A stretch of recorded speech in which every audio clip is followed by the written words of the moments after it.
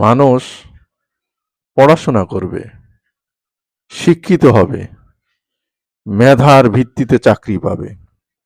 এটাই তো নিয়ম, এটাই তো হওয়া উচিত।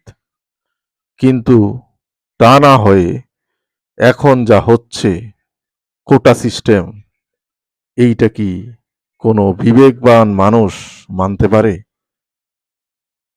এদেশের দামাল ছেলেরাও, মেধাবী ছেলেরাও এটা মানতে পারেনি।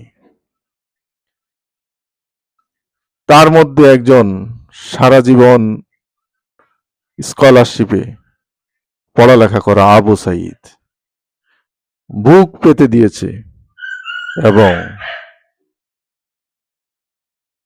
এই হায়ানা পুলিশ তাকে নির্মমভাবে হত্যা করেছে। প্রাইমারি স্কুলের কথাই ধরি, প্রাইমারি স্কুলে 100% কোটা বানিয়ে ফেলছে। 60% নারী কোটা, 30% মুক্তিযোদ্ধা, 90% তো নিয়েই গেছেন। আর কি রাখলেন?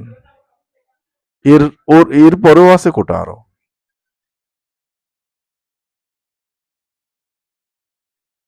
আপনারা কি চান? এদেশের মানুষরা কি সব তৃতীয় শ্রেণীর লোক? তৃতীয় শ্রেণীর তো হতে দিবেন না।